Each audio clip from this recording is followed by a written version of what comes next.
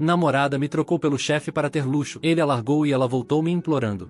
Minha namorada foi embora com o chefe dela para ter uma vida de luxo, mas quando ele a deixou por outra, ela voltou me implorando perdão. Meu nome é Levi, tenho 31 anos e até pouco tempo atrás estava em um relacionamento com Fátima de 28 anos. Estivemos juntos quase 4 anos. Era, ou pelo menos eu acreditava, o relacionamento mais estável e sincero que tinha tido na minha vida. Nos conhecemos quando eu trabalhava em uma pequena empresa de consultoria financeira. Ela acabava de terminar a universidade, se formou em marketing, mas levava meses sem encontrar trabalho. Apesar disso, sempre tentava se manter positiva. Dizia que mais cedo ou mais tarde tudo se ajeitaria, que não valia a pena se desesperar. Eu admirava isso nela, em sua paciência, sua fé de que as coisas melhorariam. Morávamos juntos havia pouco mais de um ano. Ambos tínhamos metas, projetos e, sobretudo, a ilusão de construir algo sério. Meu emprego não era espetacular, mas me dava o suficiente para cobrir as despesas e viver com certa tranquilidade. Naquela época eu trabalhava como assessor financeiro em uma empresa de publicidade, uma companhia mediana, mas com boa reputação. Meu chefe, Marcelo, tinha 45 anos. Era um tipo inteligente, carismático, daqueles que sabem como ganhar a simpatia de todos, embora eu sempre sentisse que por trás daquele sorriso havia algo manipulador, mas não podia dizer muito. Ele era meu chefe e naquele momento me tratava bem. Lembro perfeitamente do dia em que tive a ideia que mais tarde terminaria me arruinando. Fátima levava semanas frustrada porque não conseguia trabalho. Eu a via se desanimar cada vez mais. Um dia no escritório, durante o almoço, comentei casualmente a situação com Marcelo. Ele me perguntou o que ela havia estudado e quando disse que era marketing, me respondeu: olha, justamente estamos procurando alguém para apoiar na área de redes e campanhas. Diga para ela mandar o currículo ou, se quiser, você mesmo traz e a gente vê de uma vez. Me pareceu uma grande oportunidade. Cheguei em casa empolgado e contei para Fátima. No início ela duvidou um pouco. Dizia que não queria que ninguém pensasse que estava entrando por indicação minha, mas a convenci. Disse que não importava como conseguisse a entrevista, o importante era que demonstrasse seu talento. Poucos dias depois levei seu currículo. Marcelo revisou e me disse que a entrevistaria pessoalmente. Uma semana depois, Fátima foi ao escritório. Lembro que naquele dia ela estava muito nervosa. Se preparou desde cedo, repassou o que diria e foi com uma mistura de ansiedade e esperança. Quando terminou a entrevista, me escreveu uma mensagem que dizia: ensaiou bem, acho que ele gostou de mim. No dia seguinte, Marcelo me chamou em seu escritório e me disse: sua namorada é boa, tem iniciativa e boas ideias. Se tudo der certo, ela pode ficar. E assim foi. 2 dias depois a contrataram. Eu estava feliz, não só porque ela finalmente havia conseguido trabalho, mas porque íamos compartilhar o mesmo lugar. Era uma sensação bonita vê-la cada manhã se arrumando para ir ao escritório comigo. Almoçávamos juntos, compartilhávamos café nos intervalos. Tudo parecia perfeito. Durante as primeiras semanas tudo foi bem. Ela se adaptou rápido, se dava bem com todos e se destacava em sua área. Na verdade, Marcelo começou a dar cada vez mais responsabilidades para ela. Às vezes eu brincava dizendo que a havia recomendado bem demais. Eu ria sem dar muita importância. Passaram-se alguns meses e tudo marchava sem problemas até que um dia o departamento de Fátima teve que fazer ajustes de horário por conta de um novo projeto. Ela passou para o turno vespertino, das 2 da tarde às 9 da noite. Eu continuava no turno normal, das 8 às 5. Isso significava que já não coincidíamos nos horários, nem no almoço, nem na saída. Não gostei muito da ideia, mas entendi que era temporário. No início não houve mudanças significativas. Às vezes a esperava depois do trabalho para buscá-la. Outras vezes ela me dizia que sairia mais tarde por reuniões ou entregas. Era algo compreensível. A empresa estava crescendo e havia muito movimento. No entanto, com o passar das semanas, comecei a notar certas coisas que não gostei. Primeiro, Marcelo começou a fazer brincadeiras estranhas quando falava de Fátima. Às vezes soltava comentários como: sua namorada é a mais dedicada do grupo e a mais bonita também. Ou dizia em voz alta coisas como: Levi, tenha cuidado, porque se não a tratar bem, eu a roubo de você. Todos riam, inclusive ela, mas para mim não tinha graça. Uma vez, em uma reunião informal, mencionou na frente de vários colegas que Fátima alegrava o turno dele. Foi uma brincadeira supostamente, mas me incomodou. Quando saímos do escritório, disse para Fátima que não me parecia apropriado. Ela me respondeu que não me preocupasse, que eram só brincadeiras e que Marcelo era assim com todos. Tentei não fazer um problema disso, mas a verdade é que algo em mim já começava a se sentir inquieto. Um dia, durante um jantar com alguns colegas, Marcelo se aproximou e me disse em tom de zombaria: e não sei como você consegue se concentrar sabendo que sua namorada trabalha aqui. Eu não conseguiria. Ficaria o dia todo olhando para aquela mulher. Essa foi a primeira vez que senti raiva. Naquela noite, quando chegamos em casa, pedi para Fátima que por favor se mantivesse afastada dele ou pelo menos que não ficasse sozinha com ele. Ela me disse que eu exagerava, que Marcelo só brincava e que jamais daria atenção para ele. Ele é legal, mas não me interessa, me disse. Fica tranquilo, falou me abraçando. Confiei nela, ou pelo menos quis fazer isso. Pessoal, que situação complicada. complicada, não é mesmo? Se você já passou por algo parecido ou conhece alguém que passou, deixa nos comentários. E não esquece de deixar o like e se inscrever no canal para mais histórias como essa. Vamos continuar, mas com o passar dos dias as coisas pioraram. Fátima começou a mudar, já não me escrevia durante o dia. Chegava mais tarde do que o habitual e quando perguntava sempre tinha uma justificativa. A reunião se estendeu. Marcelo nos pediu para ficar mais tempo. Tivemos que fechar uma campanha. Não quis pensar mal, me repetia que era trabalho, que ela estava se esforçando, que eu mesmo havia sido quem a levou até lá. No entanto, a distância entre nós começou a ficar evidente. Às vezes chegava em casa e a encontrava distraída, como ausente. Outras vezes ela tomava banho assim que chegava e ficava trancada no celular. Uma noite perguntei diretamente se algo estava errado. Ela me olhou, suspirou e me disse que estava cansada de eu ficar interrogando ela, que não suportava que eu desconfiasse. Discutimos forte naquela vez. Disse que não desconfiava, mas que me doía vê-la tão distante. Ela não respondeu. Foi dormir sem me dizer mais nada. Depois disso, tudo foi ladeira abaixo. Já não tínhamos jantares juntos, nem víamos filmes, nem fazíamos planos. Mal conversávamos. Cada dia ela parecia mais fria, mais distante. Passaram-se 2 meses desde que mudou de turno e naquele ponto eu já quase não a reconhecia. Uma noite, quando perguntei por que havia chegado tão tarde, me respondeu com um tom seco: já te disse que tivemos que ficar para revisar uns relatórios. Respondi que isso parecia acontecer todos os dias e que se ela queria que parássemos de morar juntos, só precisava dizer. Ela ficou quieta uns segundos. Depois me olhou com uma expressão entre cansaço e raiva, e me disse algo que ainda não consigo apagar da minha mente. Está bem, já não quero continuar escondendo. Sim, te traí. E sim, foi com Marcelo. Senti que o ar saiu do meu corpo. Por um momento pensei que ela dizia isso só para me ferir, que era uma forma de terminar a discussão, mas não. Ela continuou falando com uma frieza que me deixou paralisado. Não me faça mais perguntas. Não tem sentido. Já está lá fora esperando por mim. Estou indo embora com ele. Não reagi. Só a vi pegar suas coisas, algumas já preparadas, como se tivesse planejado. Quando abriu a porta para sair, escutei a buzina de um carro. Me aproximei da janela e lá estava Marcelo esperando por ela com um sorriso arrogante. Algo dentro de mim explodiu. Desci correndo. Saí para a rua e fui direto até ele. Gritei coisas que nem me lembro. Ele, rindo, me disse: calma, rapaz, não leve tão para o pessoal. Não a obriguei. Ela veio sozinha. E aquele sorriso zombeteiro foi a última coisa que suportei. Dei um soco direto no rosto dele. Não sei quantas vezes o acertei. Só me lembro de pessoas gritando e tentando nos separar. Marcelo limpou o sangue da boca e com uma calma que gelou meu sangue me disse: você está demitido. Fátima subiu no carro sem me olhar, nem uma palavra. Apenas foi embora. Naquela noite fiquei sozinho, sentado na calçada, vendo como se afastavam. Tudo no que havia confiado, tudo que havia construído, desmoronou em questão de minutos. Perdi minha namorada, perdi meu trabalho e, sobretudo, perdi a tranquilidade de sentir que conhecia a pessoa que dormia ao meu lado. Não sei como seguir. Estou escrevendo isso apenas algumas horas depois. Não dormi. Cada vez que fecho os olhos vejo o rosto dela, escuto suas palavras e me pergunto em que momento tudo mudou. Nunca imaginei que ajudá-la seria o que terminaria me destruindo. E o pior de tudo é que ainda a amo. Atualização 1. 3 meses depois. Passaram-se 3 meses desde que tudo ocorreu. E embora no início tenha sido uma das etapas mais duras da minha vida, hoje posso dizer que as coisas começam a melhorar. Não tem sido fácil me adaptar a todas as mudanças, sobretudo depois de perder ao mesmo tempo minha parceira e meu trabalho. Me levou várias semanas a assimilar tudo, mas pouco a pouco estou encontrando estabilidade. Os primeiros dias foram um caos. Me sentia vazio, sem vontade de nada. Não dormia bem, mal comia e cada canto do apartamento me lembrava Fátima. Durante semanas me perguntei uma outra vez onde falhei, se houve algo que poderia ter feito diferente, mas com o tempo entendi que não adianta se torturar com isso. Há coisas que simplesmente não dependem da gente. No âmbito profissional também foi complicado. Depois do incidente com Marcelo, fiquei com uma reputação incômoda. Não por ter feito algo errado no meu trabalho, mas pela forma como tudo terminou. Alguns colegas me escreveram para dizer que lamentavam o ocorrido. Outros simplesmente se afastaram. Por sorte, depois de muitas entrevistas e rejeições, consegui um novo emprego em uma empresa menor, mas com um ambiente muito mais saudável. Na verdade, o salário é um pouco melhor que o anterior e isso me ajudou a me estabilizar economicamente. Às vezes penso no quão irônico é. O mesmo fato que me destruiu também me terminou levando para algo melhor. Emocionalmente ainda estou em processo. Não vou mentir, ainda há dias em que penso nela. Não a vi novamente nem tive contato direto, mas sim vi algumas coisas pelas redes sociais. Não a tenho adicionada, mas às vezes aparece em publicações compartilhadas ou em stories públicos. Vi fotos dela em restaurantes, em lugares caros e há pouco tempo fiquei sabendo que até viajou para o Japão. Isso me atingiu um pouco mais do que pensei. O Japão era o destino que ambos sonhávamos visitar juntos. Era uma meta que tínhamos há anos. Falávamos sobre percorrer Tóquio, provar a comida local, visitar templos e tirar milhares de fotos. Vê-la lá cumprindo esse sonho, mas com outra pessoa. Foi um lembrete doloroso de que os planos que alguma vez compartilhamos já não existem. Não posso mentir, essa parte do eu me fez sentir substituído, como se tudo o que planejamos não tivesse significado nada. Mas depois respirei fundo e tentei ver de outro ponto de vista. Se esse era o sonho dela, pelo menos ela o cumpriu. E embora não tenhamos feito juntos, talvez era algo que ela devesse viver sem mim. Às vezes me dá certa tristeza pensar em como tudo poderia ser diferente. Eu realmente queria me casar com ela. Tinha planos, economias, ideias sobre o futuro que agora já não existem. Quando vejo meus amigos casados ou formando uma família, me dá aquela sensação estranha de estar atrasado, como se aos 31 anos já devesse ter a vida mais encaminhada. Mas também me repito que não há uma idade exata para tudo e que é melhor que isso tenha acontecido agora e não quando já tivéssemos filhos ou um casamento estabelecido. Se algo aprendi com tudo isso, é que você não pode forçar alguém a ter o mesmo comprometimento que você. Eu dei tudo e não me arrependo, mas também entendi que amar alguém nem sempre significa que essa pessoa vai corresponder igual. Agora estou focado em melhorar, em trabalhar, em voltar a ser eu. Não sei se vou me apaixonar de novo logo, mas sei que não quero fechar meu coração por causa de uma traição. Cada dia que passa me sinto um pouco mais em paz. E embora ainda haja feridas que demorarão para cicatrizar, pelo menos já não dói respirar. Suponho que isso já é um bom começo. Atualização 2. 7 meses depois passaram-se 7 meses desde aquela noite em que Fátima foi embora com meu chefe. Pensei que já havia superado. Não posso dizer que tudo esteja completamente esquecido, mas sim havia aprendido a viver sem ela. O trabalho novo marchava bem, me sentia estável e embora ainda tivesse certos altos e baixos emocionais, minha vida começava a retomar um rumo tranquilo, até alguns dias atrás. Ainda tenho o coração acelerado enquanto escrevo isso, porque o que aconteceu foi completamente inesperado. Nunca imaginei que voltaria a vê-la e muito menos da maneira em que ocorreu. Era uma sexta-feira à tarde. Tinha acabado de chegar do trabalho. Estava preparando algo para jantar quando escutei batidas fortes na porta. Pensei que seria o vizinho ou algum pacote, mas quando abri fiquei paralisado. Lá estava ela, Fátima, de pé na frente da minha porta, com duas malas grandes ao seu lado, o cabelo um pouco despenteado e o olhar desesperado. Não soube o que dizer. Meu corpo ficou congelado. Ela, com um sorriso nervoso, só disse: voltei, amor. Sinto muito por tudo, mas no final o coração me trouxe até você. Não respondi. Minha primeira reação foi fechar a porta, mas ela a segurou e continuou falando. Por favor, me escuta. Não me feche a porta, Levi. Só quero falar com você. Respirei fundo, duvidando se deveria ou não. Finalmente abri ali, na minha frente, com as malas no chão. Ela me olhou com lágrimas nos olhos e começou a falar rápido, como se temesse que eu a interrompesse. A verdade é que nunca deixei de te amar. Sempre pensava em você, só que sentia que devia me colocar à prova, saber se realmente te merecia. Por isso fui embora. Pensei que se me afastasse poderia entender o que sentia por você. Acredite, nem um instante deixei de pensar em você. Sei que você queria que nos casássemos e aqui estou, amor. Agora sei que você é o amor da minha vida. Quando terminou de falar, deu um passo em minha direção e tentou me abraçar. Inclusive tentou me beijar. Eu recuei. Afasta, disse com a voz tremendo de raiva contida. Você acha que vou acreditar nessa conversa? Ela me olhou confusa, como se não entendesse. O que você está dizendo? Perguntou. Você foi embora para ter a vida de luxo, disse. Você me largou pelo meu chefe, com o dinheiro dele, com as promessas dele. E agora que aquele maldito foi embora com outra mais jovem, você volta aqui fingindo que me ama. Saia da minha casa e não me procure mais. Ela começou a chorar. Suas lágrimas eram reais, mas sua voz soava ensaiada. Está bem, disse entre soluços. Sim, é verdade. Fui embora com ele. Ele me prometeu uma vida de luxos, que íamos nos casar em alguns meses. Me comprou roupas, me levou para viajar, inclusive ao Japão, mas tudo era uma mentira. Baixou a cabeça e continuou. Descobri que ele tinha pelo menos 3 mulheres além de mim. Quando o confrontei, ele se irritou e me expulsou. Fiquei sozinha, sem dinheiro, sem trabalho, sem ninguém. Eu a escutava em silêncio. Não senti compaixão, só cansaço. Esse não é meu problema, respondi. Você já tomou sua decisão. Agora viva com as consequências. Vá embora. Ela negou com a cabeça, se aproximando novamente. Por favor, Levi, não me faça isso. Você sempre foi meu amor, o único que me tratou bem. Sei que falhei, mas quero tentar de novo. Juro que farei o que você quiser, o que for, só me dê outra oportunidade. Eu já estava perdendo a paciência. Não, Fátima, não há nada para conversar. Acabou. Não te quero aqui. Então, como se algo dentro dela se quebrasse, mudou completamente. Seu olhar ficou frio, suas lágrimas pararam. De um momento para outro, sua tristeza se transformou em raiva. Me olhou com desprezo e começou a gritar: maldito, você é um maldito. Se você tivesse mais dinheiro, nunca teria te deixado. Você é um medíocre. Um pobre jamais vai sair de onde está. Idiota, covarde. Dei um passo para trás, surpreso pela mudança de tom. Ela me empurrou no peito com ambas as mãos. A segurei pelos braços para evitar que continuasse me agredindo. Me solta, gritou. Você está me machucando. Não estava machucando, só a segurava para que se acalmasse, mas seus gritos atraíram a atenção dos vizinhos. Em segundos, 2 deles saíram. Um, que não me conhecia bem, se aproximou e gritou desde o portão: um covarde, se meta com alguém do seu tamanho. Tentei explicar, mas não me deixou falar. Por sorte, outro vizinho, Mário, que sim era próximo de mim, também saiu. Se aproximou do primeiro e deu um pequeno tapa na cabeça dele com a palma da mão, dizendo: cala a boca, idiota. Ela é quem está errada. Ele só está segurando ela. O outro vizinho ficou quieto, confuso e terminou indo embora murmurando algo. Mário entrou no corredor da minha casa, me olhou e disse: o que está acontecendo aqui, Levi? Soltei os braços de Fátima e dei um passo para trás. Ela começou a chorar novamente, mas desta vez não parecia tristeza, e sim impotência. Mário, vendo a situação, tirou seu celular e disse em voz alta: vou gravar isso. Se continuar gritando, chamo a polícia. Ao escutar isso, Fátima se assustou. Começou a recolher suas coisas olhando para todos os lados com nervosismo. Antes de ir embora, parou na porta, nos olhou com desprezo e disse: pobres assalariados, covardes, jamais poderão sustentar uma mulher de verdade. Depois pegou suas malas e saiu caminhando rápido pela rua sem olhar para trás. Quando desapareceu da minha vista, senti uma mistura de alívio e tristeza. Mário entrou comigo e fechou a porta. Nos sentamos no sofá, os dois em silêncio por alguns segundos. Finalmente me disse: "Meu irmão, não se preocupe, você não fez nada de errado. Se eu não tivesse saído, com certeza aquele outro vizinho teria chamado a polícia ou feito um escândalo." Contei tudo sobre meu chefe, a traição, a viagem e agora o retorno dela. Mário suspirou e me disse algo que ficou gravado: "Você não é o primeiro a quem isso acontece. Comigo aconteceu algo parecido, só que no meu caso todos acreditaram nela. Fiquei sozinho, sem amigos e com uma denúncia falsa. Por isso saí, porque vi no seu rosto o mesmo medo que tive naquele dia. Você não merecia isso." Ficamos conversando mais um tempo. Ele me aconselhou que se ela voltasse a me procurar, não a deixasse entrar. Também disse que era melhor guardar o vídeo por precaução caso ela tentasse inventar algo. Quando ele foi embora, fiquei em silêncio processando tudo. A casa ainda cheirava ao perfume dela, aquele que tantas vezes eu gostei, mas agora, em vez de nostalgia, me provocava rejeição. Pensei em tudo que havia passado desde que a conheci. Lembrei como consegui aquele trabalho para ela, como confiei, como a defendi e como no final me traiu. E agora, depois de me humilhar e destruir, voltava buscando refúgio porque sua melhor opção a havia deixado. Naquela noite me custou dormir, não por tristeza, mas pela intensidade de tudo. Mas quando finalmente fechei os olhos, senti algo diferente. Não ódio, não rancor, mas sim paz. Pela primeira vez entendi que já não restava nada entre nós. Ela não era a mesma pessoa que eu havia amado, ou talvez nunca foi. Apenas me enganou com uma imagem que eu mesmo quis acreditar, e embora tudo o que disse tenha doído, também me ajudou a confirmar algo, e eu já não a amava, já não queria voltar atrás. O passado pode doer, mas ficar preso nele dói muito mais. Desta vez não me derrubei, não chorei, não gritei, só fechei a porta com chave, apaguei as luzes e me sentei para pensar em tudo o que havia aprendido. Às vezes a vida tira alguém de você não como castigo, mas como proteção, e embora tenha demorado, hoje eu entendo.